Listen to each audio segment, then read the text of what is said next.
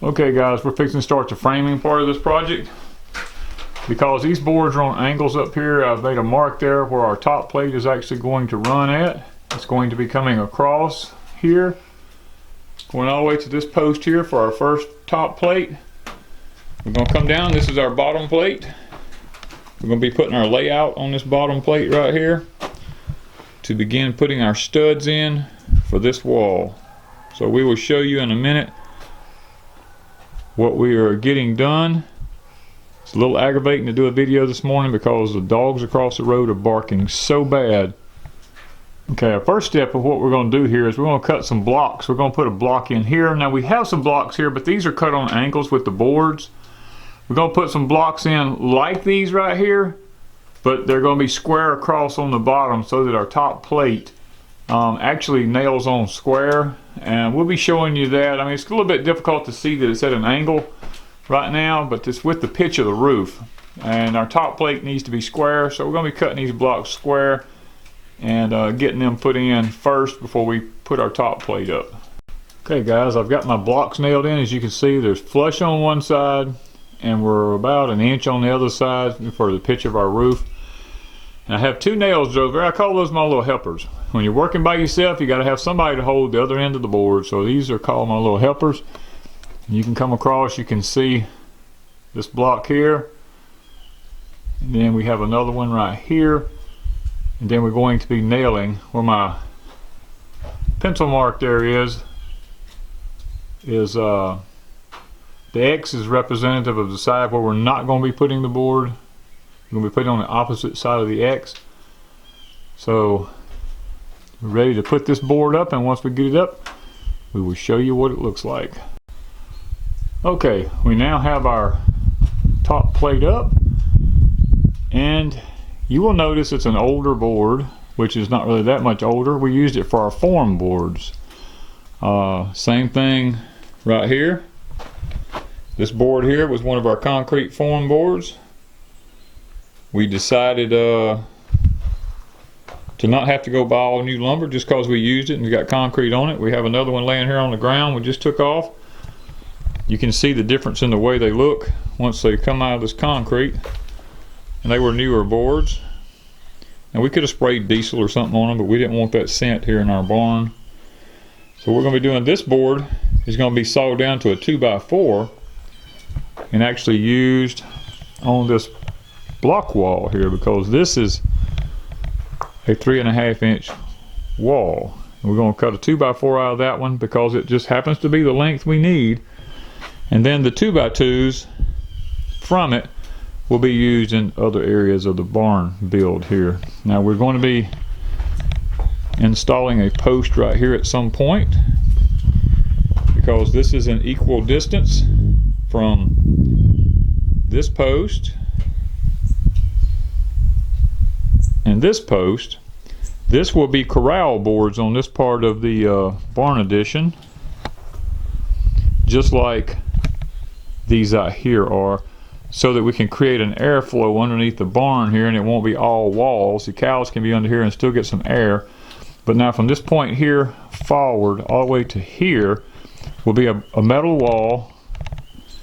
From here to yonder will be a metal wall to match the color of the barn. In other words, the front of my barn, when you look at it here, this will go away, and it would just be a long solid straight wall come all the way across to here and then turn down here to that first post right there. We'll be putting the same color metal out here to make this look like it's all one big unit all the way up to, you know, to the top of the barn up here. So we're just working on the framing aspect of it right now. We have the bottom plate in. We just got through putting the top plate in. Now we got to go up in the top of the barn, and we have a few studs up there. I don't have enough to do this whole wall, but I do have a few studs. So we're going to go up to the top of the barn and get those studs down and see if we can't get them cut to go in here. Okay guys, I'm going to try to explain a little bit here about laying a wall out. I have a lot of people really ask me this question, so I'm going to try to explain it. When laying an outside wall out, you want to hook on the outside of the building, and you want to come across. You see my mark? 23 1/4. It's called 23 1/4 and set ahead. That gives you a 2-foot center whenever you're laying out a wall. Now these studs will be 2 foot apart because they're in a barn, and that's all that's really mattered. We're going to be putting lathing across them, so it's okay. But in order to get a 2-foot center, you must always go to the inch ahead and use a quarter, because half of a 2x4, half of a 2x6 is 3/4 of an inch. These two lines that you see here on this, there and there, are 1.5 inches wide. Half of 1.5 inches is 3/4. When we go from 2 foot back up 3/4, we end up with 23 1/4, which means that the next mark on this for the 4 foot mark will be 47 1/4. So let me get down here and I'll show you. Get the camera focused in. Come on. There we go. You see it's at 47, there about 1/4, and puts 4 foot right in the center of your stud. Now as we go down, it will be exactly the same thing when we get to the 6 foot mark right here. I'll get up here. You see the 6 foot mark? It's 71 1/4, which means that my 6 foot mark is in the center of my stud mark there. And we'll do the same thing. We have them laid out all the way down the rest of this wall here. And what you want to do when you lay out your bottom plate like this is you want to make sure that your top plate right up here is laid out from exactly the same place over here. You want to hook on the outside out there and pull across to get your measurements on the top plate also, so that the top plate and the bottom plate are laid out in exactly the same place from exactly the same angles. And guys, always measure your outside walls from the outside of a building. Never measure them from the inside, which is right over here. Never measure from the inside, always measure from the outside. Don't worry about the inside walls, they will take care of themselves. Your outside walls are the most important when it comes to laying out plywood or anything to that nature. So I'm fixing to start laying out the top plate, and then I'm going to start cutting studs. Okay, we've put our first stud up. Kind of give you a look at how it's going to tie into the bracing there. You can see it's going to nail onto the side of it, because that's where the 2 foot layout came from the outside and hit right there. And that's okay, because we're putting up lathing and a metal wall here. And I want to show you one of the things you want to do when you're working with layouts.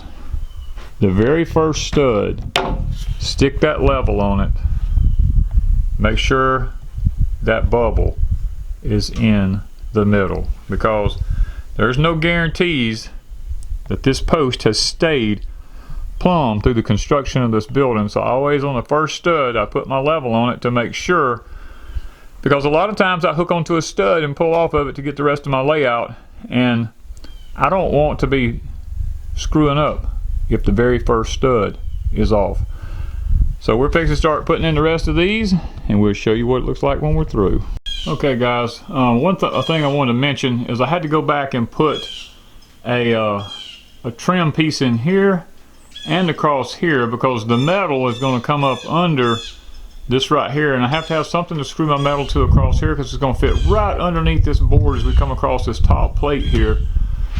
So I went back and I installed some extra pieces in there so that we would have something to fasten the metal in the J-trim to whenever we get ready to actually put the metal up. But we've got our second stud up here.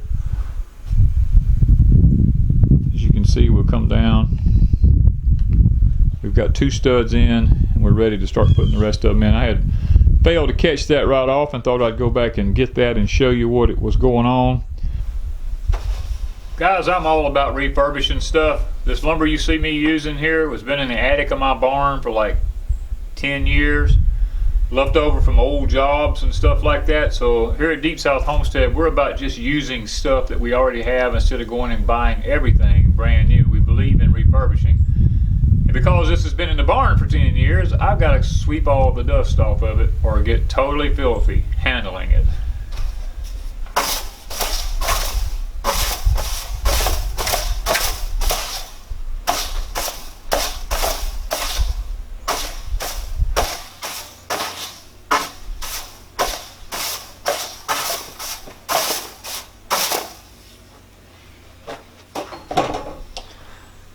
Now that we got it clean, it's time to put her up.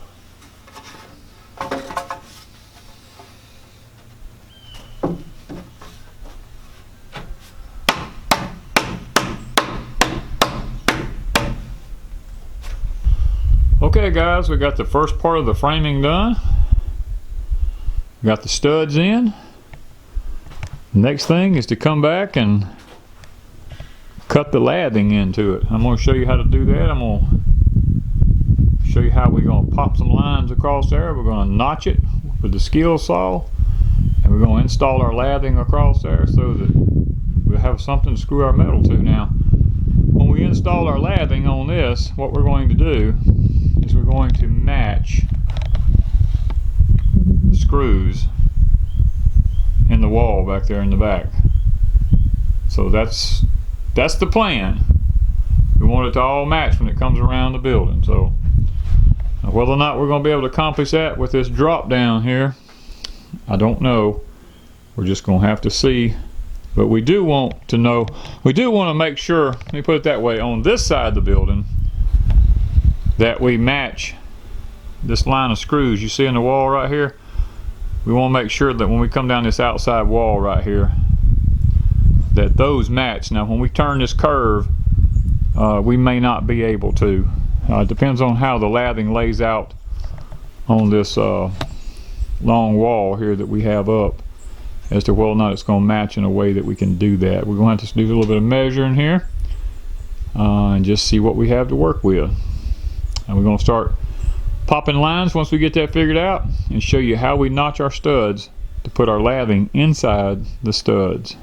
Okay guys, this center line you see right here, and the 1 3/4 and 1 3/4, that's the width of a 2x4. That matches the screws on the wall back there. So what I've done was we popped a chalk line all the way down this wall at the width of a 2x4 all the way through here. What we done was we divided that distance from the bottom down here, and we come up with this mark right here, because this is where cows is going to be at, and we'd rather have a extra lathing at the bottom. So we popped that 2x4 line across here, across the whole stud. All of them have a line on it. There's 2 of them on here, but we don't really have enough distance at the top. There's not really going to be anything up there, so I'm not going to put another lath up there, because it would really look a little strange and it'd be really too close together. So we're going to go ahead and I'm going to show you how we set up here to notch these. Now here's one that I've notched here. If I can get here where you can see it. It's been notched out with the skill saw. Now what I've done was I took the skill saw and I set it on a piece of 2x4 like this right here, raise the guard up, and I adjusted the height of the blade to where it was exactly 1.5 inches, the thickness of that 2x4. And then I took the skill saw and I ran it across several times, and I took my hammer from the side, knocked them out, and took a chisel and cleaned it up. Once you do that,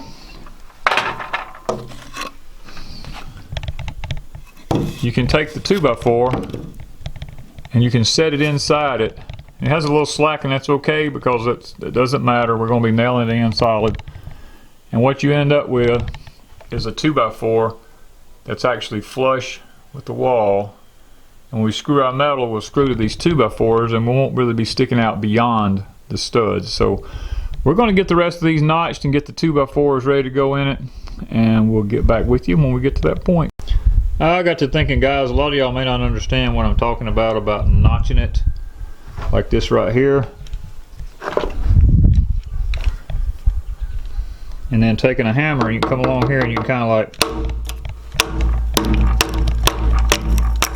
you can tap that. What happens is these all will just kind of like peel out of there. We throw them in a bucket and use them in the fireplace so we have no waste. And then what you end up with is that right there, and we'll take a chisel and clean that up and our 2x4 will fit right in there. I thought I'd give you a little demonstration on one of them because I know it might not be as explanatory as it seems. So we're going to finish up getting them notched in. Okay guys, this is the look that we're after. We have this one in all the way across, and what this does is this insets it inside the studs like this, so that when you look down the wall it's actually flush with the wall, so that when you screw the metal on it's flush at the bottom, and we get the rest of these cut out, it'll be flush at the top so we can screw our metal down. And two, we may come back and put house wrap on it, because that's what I do a lot of times, is put the house wrap on. It's kind of a vapor barrier, helps to it just helps to control moisture and stuff inside the barn. The metal doesn't sweat as bad when you do that, so we might put house wrap on it. I'm not sure if I have any left up in the attic or not. If I do, we'll use it. If I don't, we won't.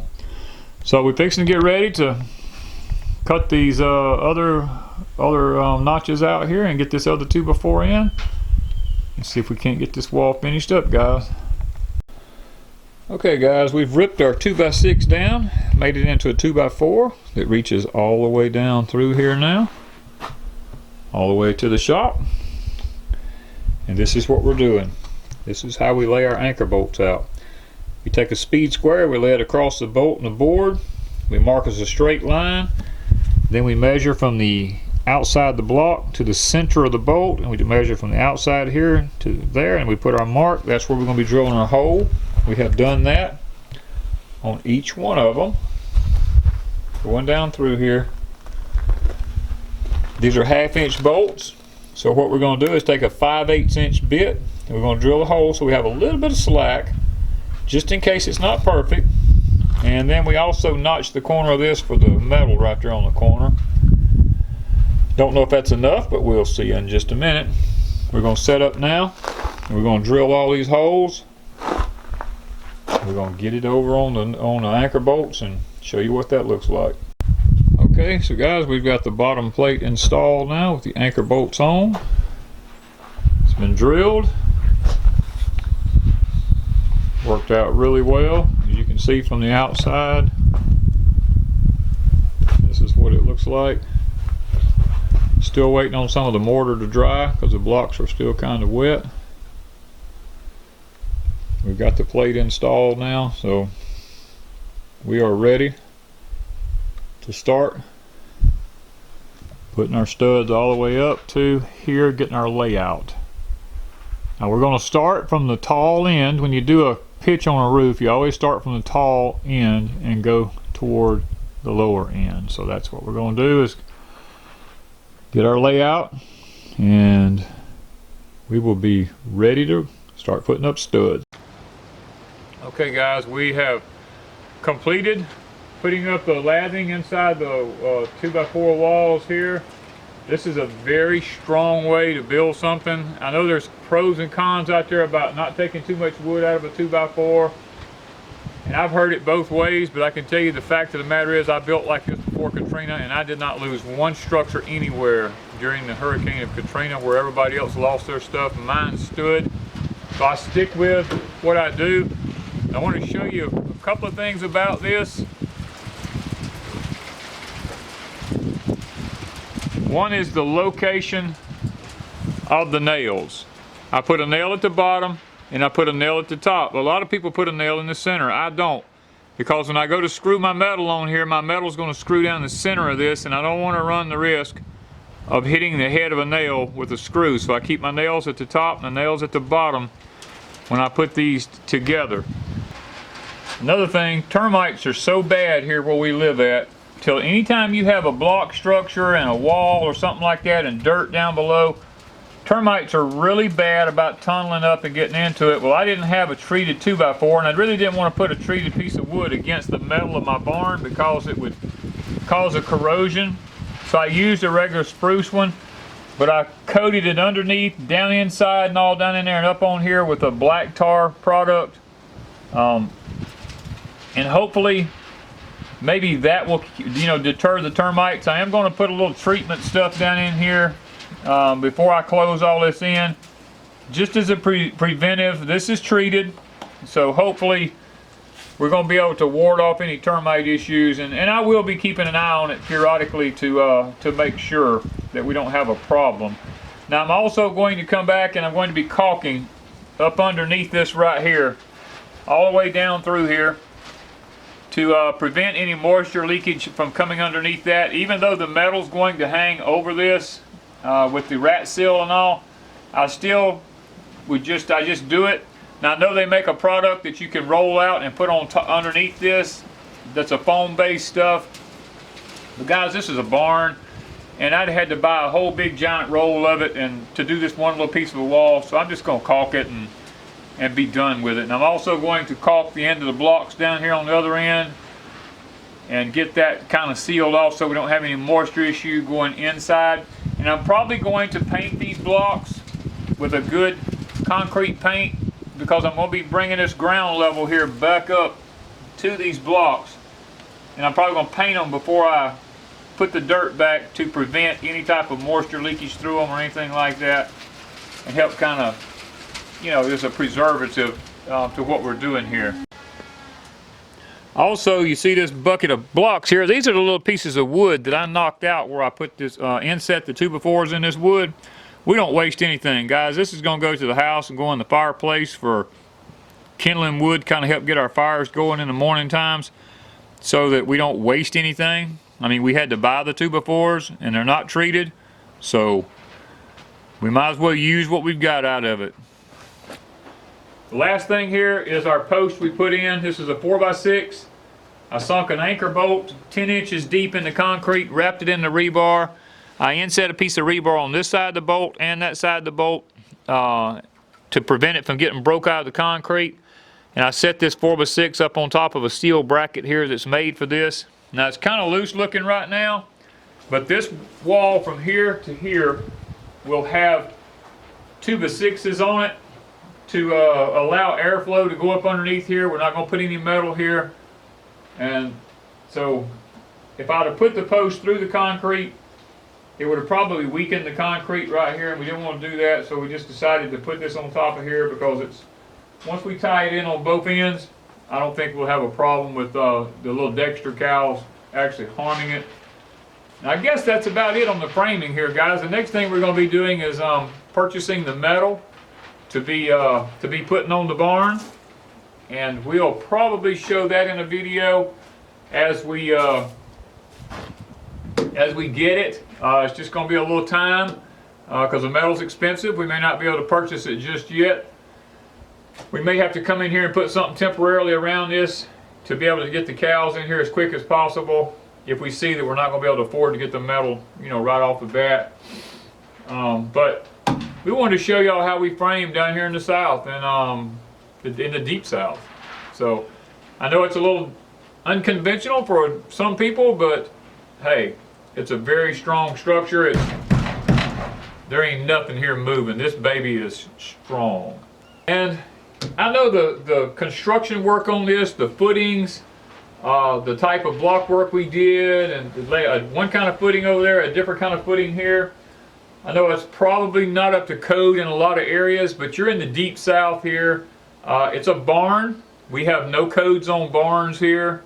So I chose the type of structures that I felt like would work here. We don't have a problem with freezing ground, frost lines, and all that kind of stuff. We don't have to worry about anything like that. We filled our concrete blocks with concrete in the holes. A lot of people may not do that where they're from, but in the South, if you don't fill them blocks with concrete and put rebar down through them, they'll bust all the pieces in a storm, or just in the heat, the expansion and the contraction. They'll just break all the pieces and crumble, and you have no strength in those blocks whatsoever. So we fill them all with concrete, make a solid concrete wall out of them. So maybe that's answered a few questions about our construction work. And guys, we will see you on the next video of the barn edition when we get the metal. Thank you from Deep South Homestead.